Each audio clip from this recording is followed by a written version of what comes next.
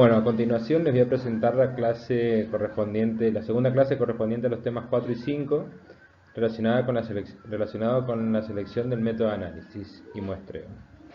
Al igual que en la clase anterior,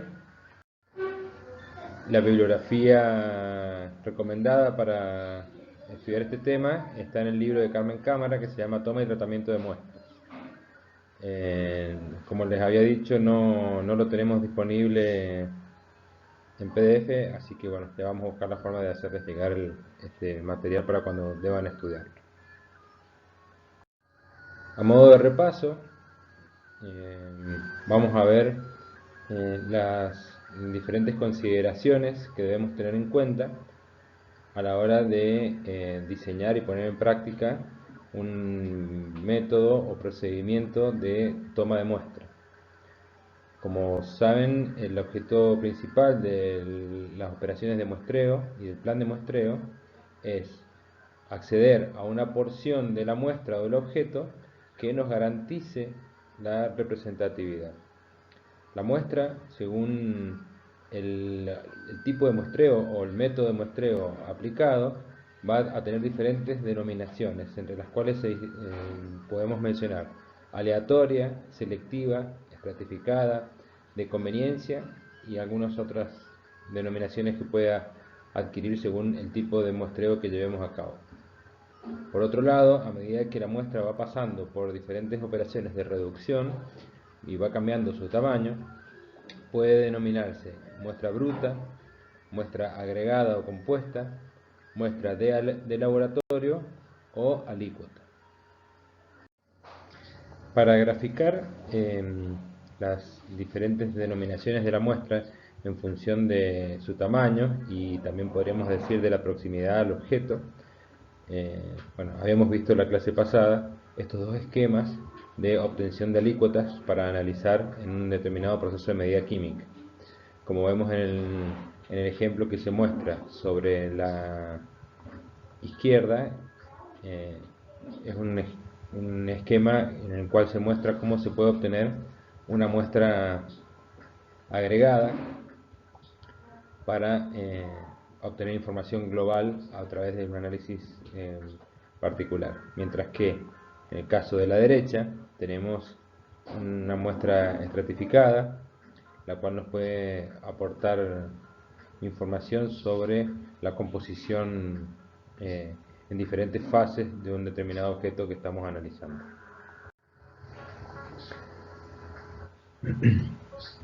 Un segmento del lote podrá ser idéntico que la muestra primaria e igual que la muestra de laboratorio. El solapamiento de las definiciones de las posibles muestras conceptuales obliga a describir exactamente los procedimientos de toma de muestra y de pretratamiento de muestra para evitar confusiones entre las muestras de análisis. Van a encontrarse con diferentes protocolos y diferentes recomendaciones para llevar a cabo una determinada operación de toma de muestra, y es importante saber que según las diferentes recomendaciones podemos definir a la muestra con diferentes denominaciones según el tipo de protocolo que sigamos. Por lo cual es muy importante no confiarnos en una denominación aislada, sino más bien ver cómo está definida dentro del plan de muestreo. Recuerden que en esta parte del diseño del proceso de medida química, nosotros deberemos hacer algunas verificaciones que nos permitan inferir si nuestro plan de muestreo es adecuado o no. En este esquema se muestra un diagrama de flujo en el cual, a partir del problema, nosotros definimos el objeto y la muestra que vamos a analizar para luego aplicar los diferentes métodos o procedimientos de muestreo, los cuales deben responder a un plan de muestreo.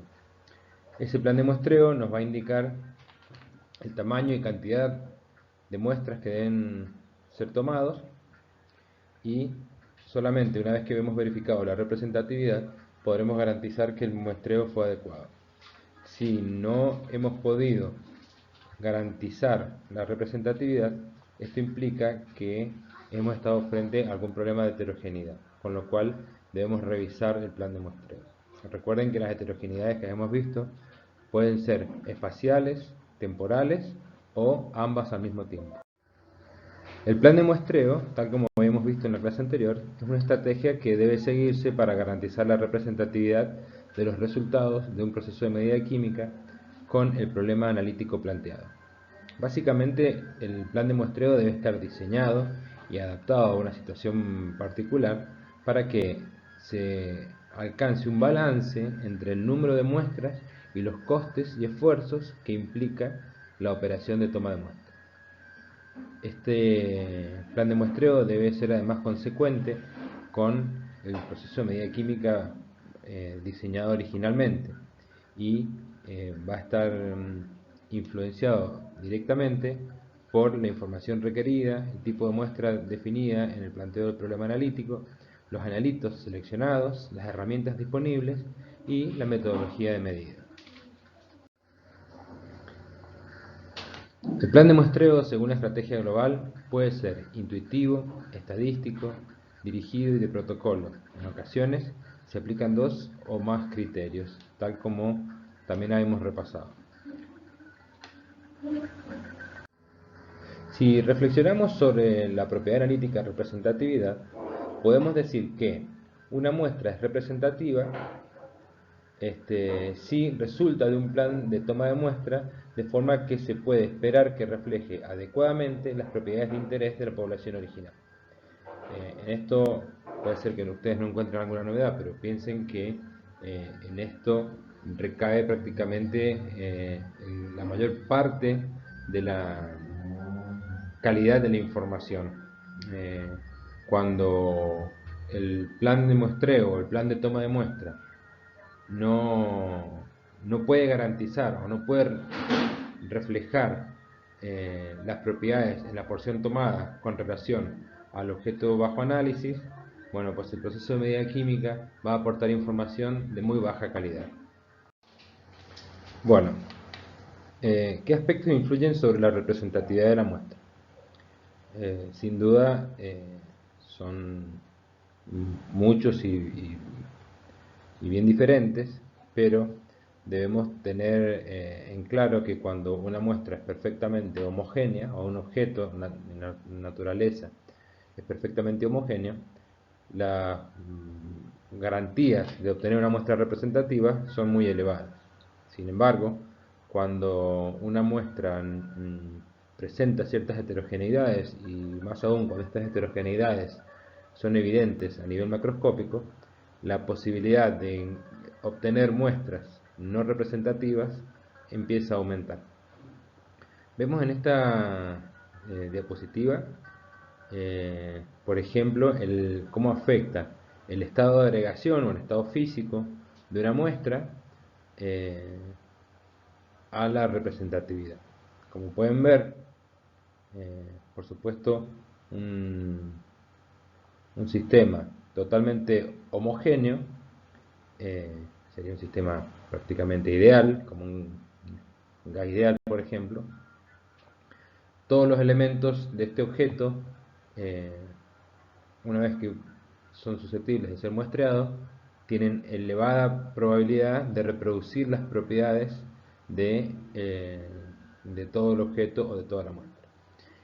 Estas propiedades comienzan a disminuir a medida que vamos pasando a sistemas más ordenados, como un líquido, un sólido, y a un sistema totalmente heterogéneo, como puede ser una roca proveniente de un mineral natural.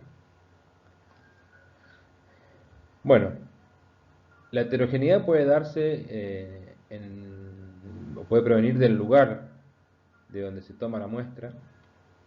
La heterogeneidad puede venir como consecuencia del número y tamaño de porciones tomadas. Puede residir en el desconocimiento de la estructura de la población objeto de estudio, especialmente fluctuaciones y tendencias espaciotemporales, situación que hemos discutido en la clase anterior. Desconocimiento de factores distorsionadores de la muestra, sobre todo cuando hablamos de muestras biológicas o bioquímicas, o incluso muestras orgánicas, donde los porcentajes de humedad, procesos oxidativos, pérdidas de partículas finas, pérdida de componentes por absorción del contenedor, pueden hacer que se obtengan porciones no representativas o que las porciones tomadas de una muestra vayan cambiando las propiedades con el paso del tiempo.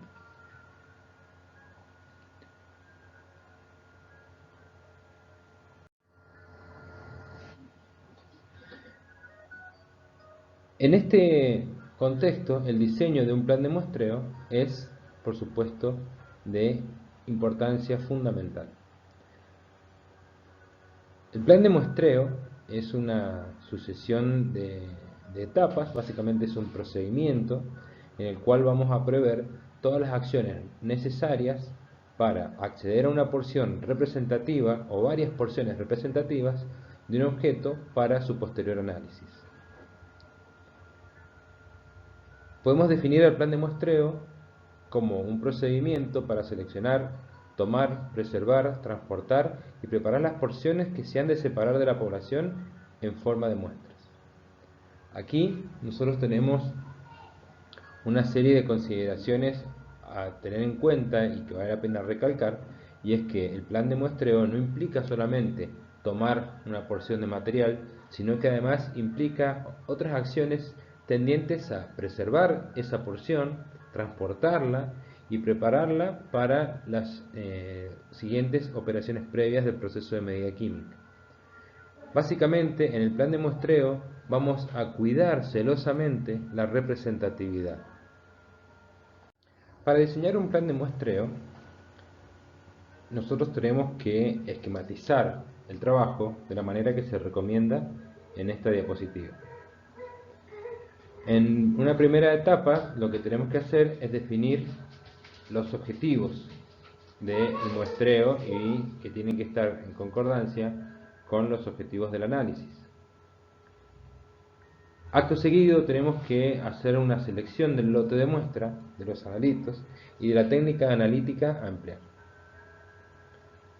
Luego hacemos un diseño del método y procedimiento operativo de toma de muestras. Esto implica establecer criterios estadísticos, descripción de equipos necesarios para la toma de muestras y, por último, aseguramiento de la calidad.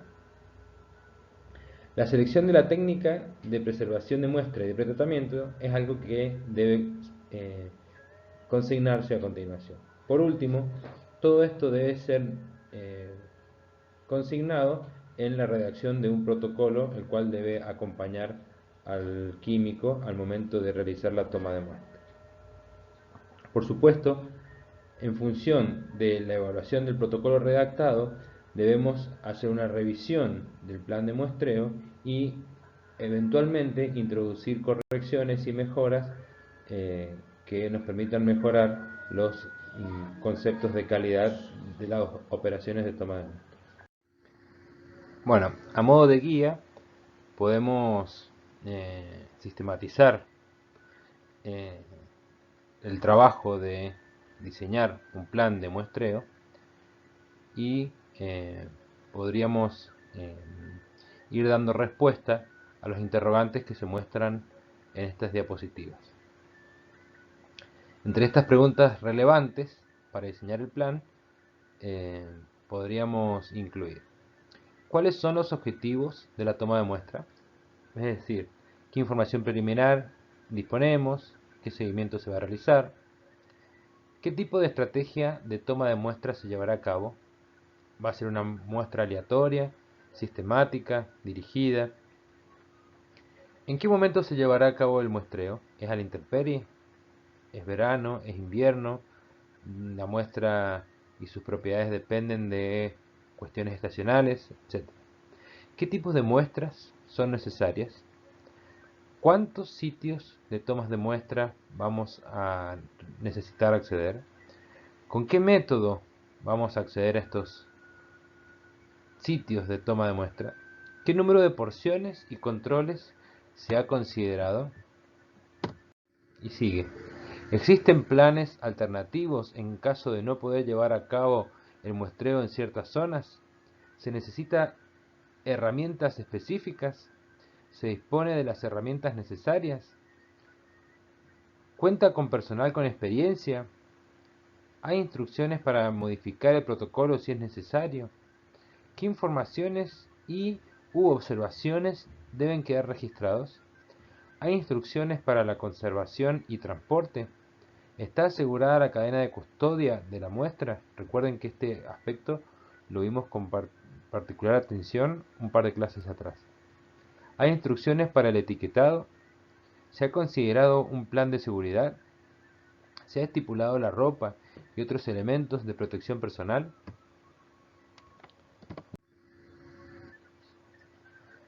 Bien, el muestreo desde el punto de vista de la química analítica.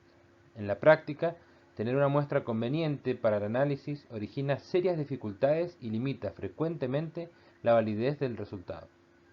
En toda determinación analítica, usualmente el muestreo lleva asociado el mayor error. Esto es muy importante tenerlo muy presente. El hecho de no llevar a cabo un muestreo adecuado hace que los errores aumenten considerablemente. Fíjense cómo podemos comparar los coeficientes de variación. Recuerden que el coeficiente de variación es la desviación estándar relativa porcentual. Al comparar el muestreo con otras etapas del proceso de medida química. Por ejemplo, evaluación de los datos, medida analítica, preparación de la muestra, donde tenemos errores de aproximadamente entre el 0,2% y 30% como mucho para la preparación de la muestra. Mientras que en operaciones de muestreo podemos llegar a cometer errores incluso hasta el 100% en la información obtenida.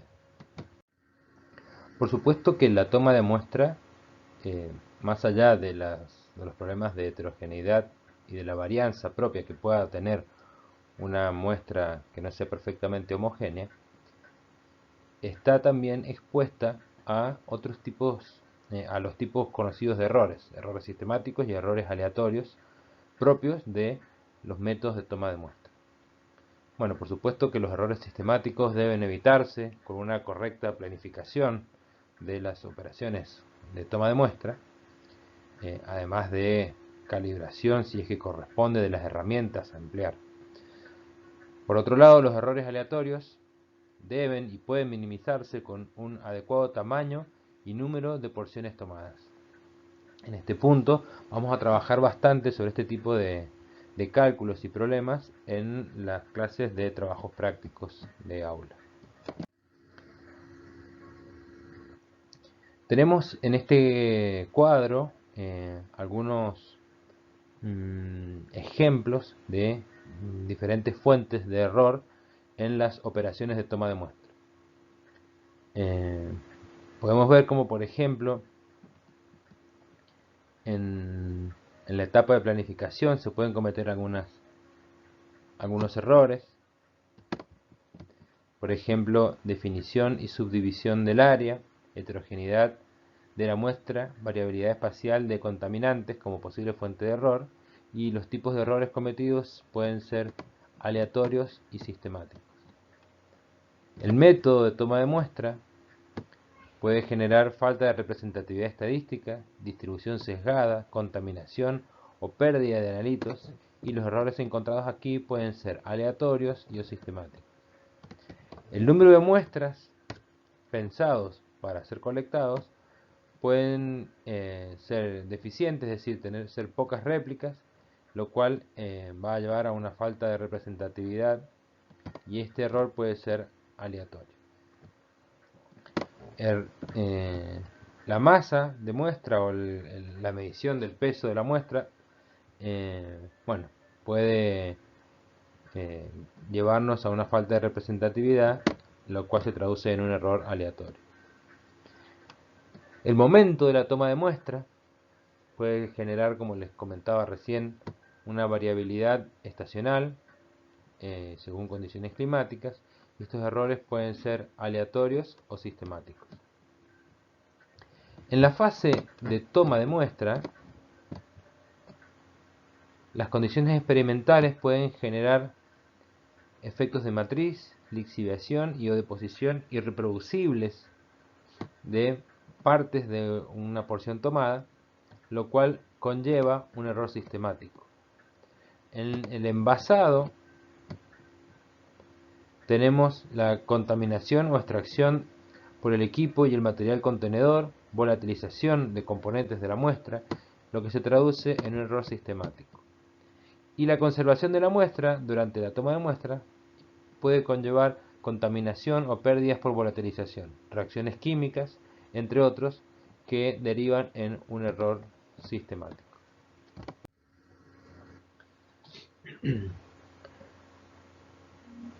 Como se imaginarán, es muy importante poder asignar valores a los errores del muestreo.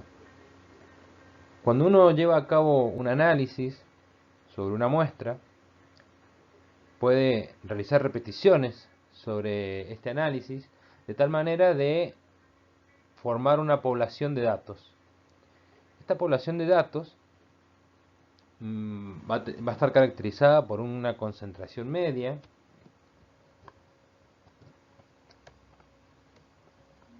y una desviación estándar. Por supuesto, este valor medio, supongamos la concentración de una sustancia, y esta desviación estándar van a ser, al final del análisis, van a representar la información global. Sin embargo, nosotros somos capaces de caracterizar la desviación estándar del análisis. Esto lo podemos hacer con muestras sintéticas o con materiales de referencia, haciendo estadística sobre la etapa de adquisición y tratamiento de datos, o incluso sobre algunas operaciones previas seguidas de las operaciones de adquisición y tratamiento de datos. Es decir, trabajando con un sistema modelo, con estándares puros o con algún material de referencia, podemos caracterizar la desviación estándar del método de análisis. Si luego comparamos esta desviación estándar o esta varianza del método de análisis con la obtenida para muestras reales, vamos a encontrar que hay una diferencia. Esta diferencia va a ser la varianza propia de la operación de muestreo. Es decir, la varianza global va a tener un valor mínimo dado por la varianza del método propio de análisis, al cual se le va a sumar la varianza de la operación de muestreo. Como podrán entender, la varianza global es la que obtenemos del análisis de los datos de muestras reales, y la varianza del análisis es el que mencionaba recién, que podemos hacer con sustancias puras o con sustancias de referencia. Con esta consideración es muy fácil entonces calcular la varianza del muestreo. La varianza del muestreo es un parámetro muy importante que nos va a permitir hacer otras inferencias y cálculos a la hora de diseñar el plan de muestreo.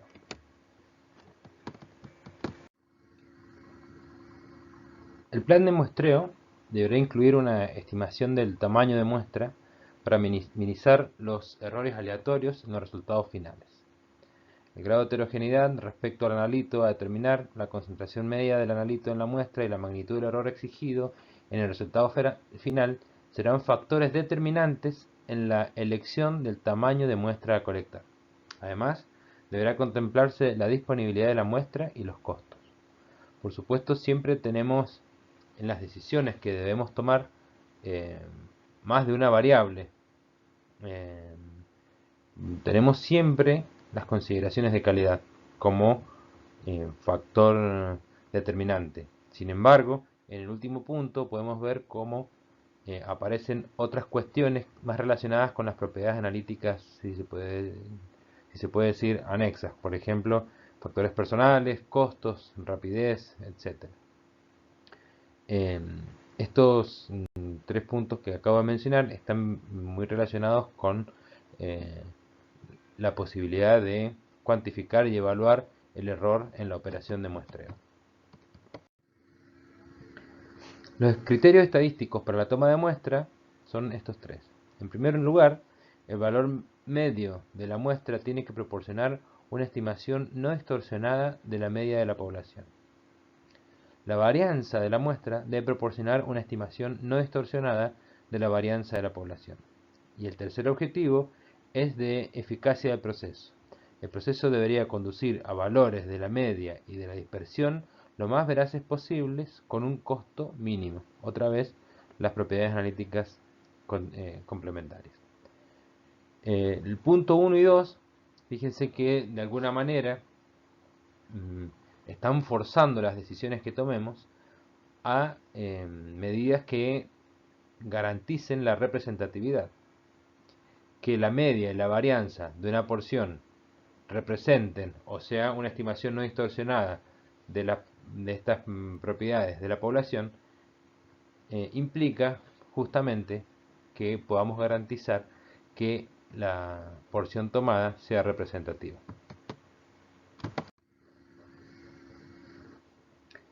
Bueno, a continuación vamos a repasar unos ejemplos teóricos que nos permiten entender los problemas de la dispersión en el muestreo. Vamos a ver estos ejemplos con la toma de muestra no química, sino de sistemas de partículas macroscópicas que podemos observar y distinguir por los tamaños y los colores. El muestreo es un proceso aleatorio de extracción de una serie de partículas controlado por una distribución binominal. Se caracteriza por una media, a la cual vamos a denominar alfa, y viene dado por el número n de partículas y la probabilidad de que una partícula sea muestreada. Por ejemplo, si en un sistema tenemos 10 partículas y 5 son rojas y 5 son azules, bueno, el número de partículas será 10 y la probabilidad de extraer una partícula de un color será 0,5. Y la varianza para este sistema viene dado por el número de partículas, la probabilidad de extraer una partícula de un tipo y la probabilidad de extraer una partícula de otro tipo. En este caso, para el ejemplo que les comentaba, de un sistema de 10 partículas, 5 rojas y 5 azules, será 10 por 0,5 por 0,5. En este ejemplo se muestra el caso donde hay un polvo de aluminio impurificado con 0,4% de polvo de hierro. Si se toma la muestra de, por ejemplo, 10.000 partículas, la pregunta es ¿cuántas serán de aluminio y cuántas serán de hierro? ¿Cuál será la desviación estándar absoluta y relativa del error de muestreo para cada una de ellas? ¿Cuántas partículas deberán extraerse para que el error relativo de muestreo de las partículas de hierro no supere el 0,5%?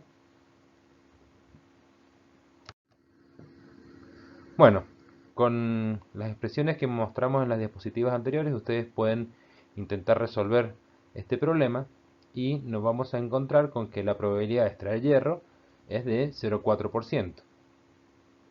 La media de hierro, entonces, de partículas de hierro, para el total de 10.000 partículas, será 10.000 por 0,004, es decir, 40. Mientras que para aluminio nos dará un total de 9.960 partículas. La desviación estándar la podemos averiguar con la ecuación que me permitía calcular la varianza. Vamos a tener que la desviación estándar es igual a la raíz cuadrada de 10.000 por 0,004 por 0,996, es decir, 6,3. La desviación estándar porcentual para hierro va a ser igual a este valor dividido la media de hierro por 100, lo cual nos va a dar 15,8%. Mientras que para el aluminio el valor va a ser del 0,063% de error en el muestreo. Si se quiere reducir el error de hierro hasta el 0,5%, lo que hay que hacer es operar y ver cuántas partículas debemos tomar para cumplir con esta restricción. De esta manera necesitamos tomar 4,98 por 10 a la 4 partículas para que el error en el muestreo de hierro sea del 0,5%. En este simple ejemplo y con esta formulación sencilla de estas ecuaciones, podemos entender la importancia de contar con un error de muestreo y además cómo este dato o este parámetro puede ser usado para definir la cantidad de muestra que debemos tomar de un objeto al cual debemos analizar. Tenemos otro ejemplo un poco más complejo, en el cual tenemos partículas de estaño con una determinada densidad impurificadas con 0,5% de antimonio, cuya densidad es diferente. Si se extrae un total de 104 esferas, bueno, nos pide calcular las medias y desviaciones estándar para los diferentes elementos. Siempre considerando que las partículas son de 1 milímetro de diámetro.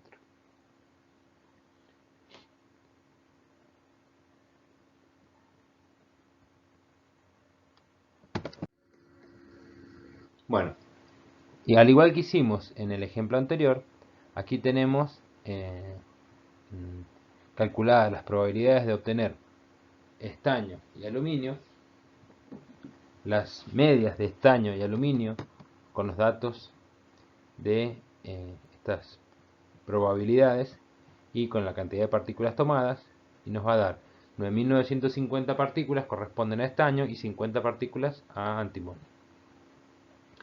La desviación estándar para el muestreo será de 7,05. La desviación estándar relativa para estaño será 7,05 dividido la media o la concentración de partículas o la cantidad de partículas de estaño por 100 y nos va a dar 0,071%. Para el caso de antimonio será de 14,1%. Según la ecuación para calcular la densidad, podemos plantearlo como la densidad total de la muestra como la resultante de estos dos términos, la concentración de estaño por la densidad de estaño más la concentración de antimonio por la densidad de antimonio, y nos va a dar el valor de 7,267 gramos por mililitro. Teniendo en cuenta que la masa es igual al diámetro por el volumen por el número de partículas, podemos operar y encontrar la masa que nos va a dar 38,1 gramos. Para la desviación estándar relativa de antimonio del 2%, podemos operar y encontramos que la media de antimonio sería de 3.525, lo cual nos va a dar, contemplando la concentración, una cantidad de 705.000 partículas, lo cual implica una masa de 2.686,05 gramos. Es decir, tomando este tamaño de muestra, podemos garantizar los requerimientos de error para el elemento de interés. Y este último ejemplo tiene algunas particularidades, como por ejemplo, cómo averiguamos el tamaño de la muestra, es decir, su masa, cuando no se puede calcular la masa de las partículas.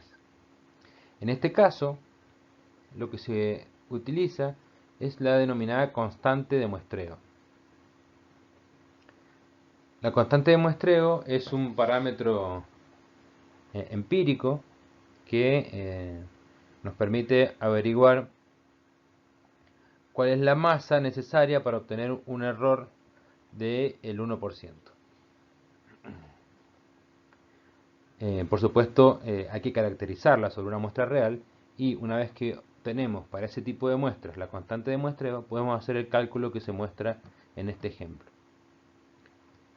La desviación estándar, o la varianza, mejor dicho, de muestreo, viene dada por un sistema de dos partículas, por la multiplicación de las probabilidades dividido el número de partículas.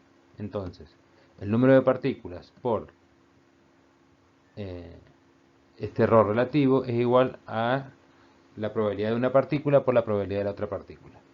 Entonces, la masa va a ser igual a la varianza de muestreo, que va a ser igual a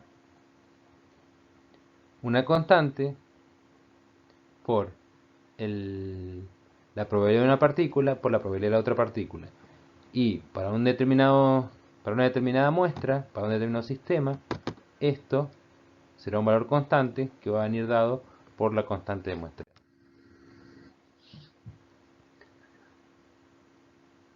Para el caso de muestras reales, tenemos algunas simplificaciones. Por ejemplo, cuando tenemos dos clases uniformes de partículas con diferente concentración de un componente en cada tipo de partícula. Bueno, aquí tienen el ejemplo y el desarrollo matemático para que lo puedan seguir, y la respuesta para poder verificarlo. Eso lo dejo para que lo formulen y lo piensen ustedes.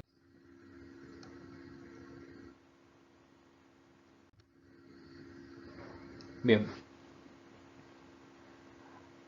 Tamaño de muestra.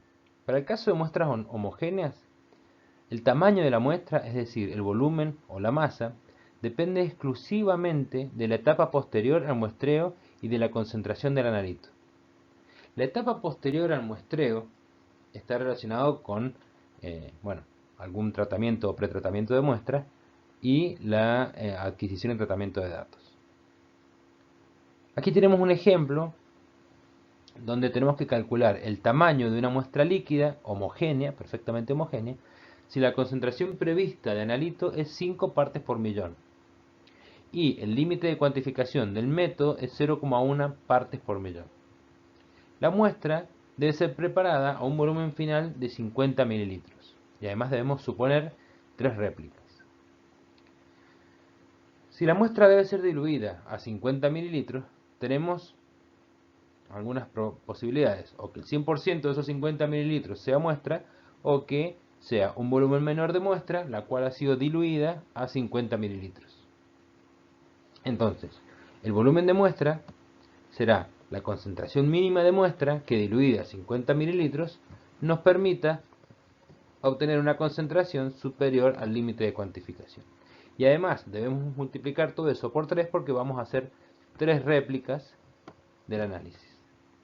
De esta manera nos queda este cálculo muy simple, donde lo que vamos a necesitar son 3 mililitros de muestra. Tenemos los 50 mililitros del volumen final por 1 miligramo de analito sobre 10 a la 3 mililitros de solución, que son las partes por millón del límite de cuantificación, por 10 a la 3 mililitros de muestra sobre 5 miligramos de analito, que son las 5 ppm de la concentración prevista del analito en la muestra, por las 3 réplicas. Recuerden que por una cuestión de simplicidad se expresan las ppm como miligramos por mililitro por cada 1000 mililitros de solución, pero en realidad y en forma estrictamente correcta deberíamos hablar de miligramos por kilo. Pero bueno, suponiendo soluciones acuosas y densidades cercanas a 1, podemos expresarlo como volumen de solución.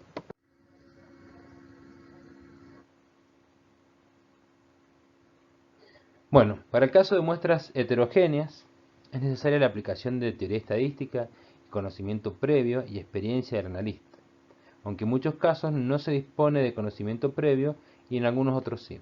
Un ejemplo es un lote de muestra formado por dos partículas A y B. A partir de la información previa de la muestra se conoce la cantidad relativa de cada una. En este caso, el error aleatorio se calcula de esta manera, el error relativo de esta otra. El número total de partículas viene dado por esta expresión. En el Classroom de la materia les he dejado los PDF de un apunte y de libros donde van a encontrar este tipo de desarrollos y la teoría del muestreo estadístico que les va a ayudar a completar lo que les estoy comentando en esta clase. No es el objetivo de la materia hacer un desarrollo muy profundo de la estadística sobre la teoría del muestreo, pero me parece que es importante consultarlo para poder situarnos teóricamente en este tema. La estimación del número de muestras a tomar, en el caso que venimos mencionando, está asociada entonces al grado de homogeneidad, los costes intrínsecos del muestreo, la variabilidad aceptada para el resultado final. Y, por supuesto, la consideración de cómo se distribuyen las propiedades en una muestra. En general, aceptamos que las propiedades se distribuyen de manera normal, es decir, siguen una distribución tipo curva de Gauss. Con relación al número de muestras, cuando tenemos un gran número de valores, el valor real se denomina mu y se estima a partir de la media de los resultados. En este caso, vemos que el valor real, mu, viene dado por la media más menos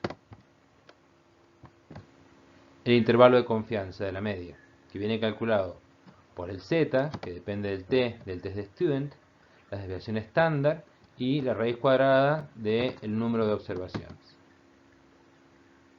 Fíjense que el z se calcula de esta manera.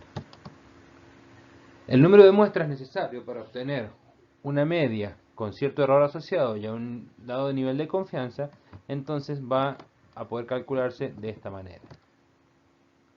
Número de muestras igual a z por la desviación estándar de muestreo sobre el error tolerado en la estimación de la media, todo esto al cuadrado.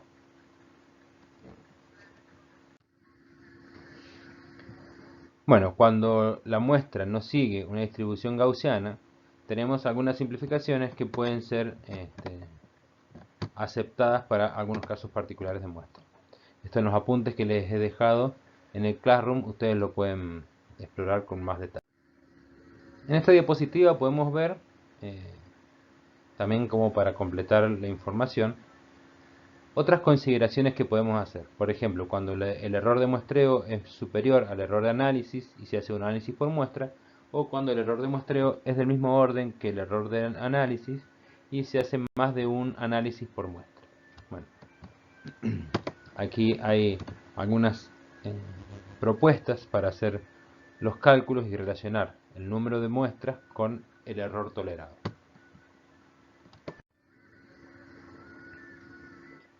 También hay estrategias basadas en criterios no probabilísticos. Estamos hablando de estrategias generales de toma de muestras.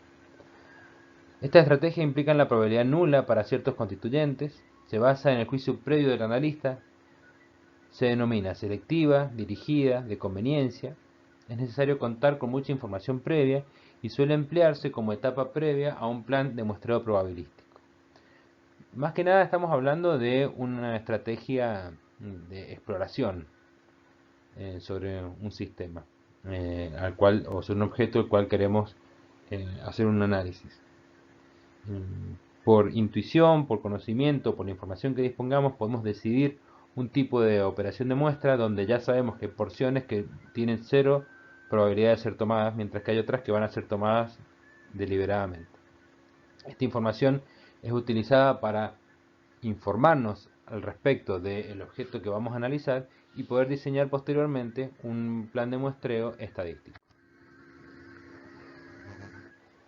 Las estrategias basadas en criterios probabilísticos pueden ser toma de muestra aleatoria, es decir, cualquier porción tiene la misma probabilidad de ser tomada, y toma de muestra sistemática. Las porciones de muestra se toman en intervalos, por ejemplo, tiempo y espacio. En este caso se cometen errores si la muestra es heterogénea en forma periódica. Aquí al pie de esta diapositiva se muestran estos dos esquemas, por ejemplo, donde deliberadamente se selecciona sobre una determinada superficie qué porciones serán muestreadas y cuáles no.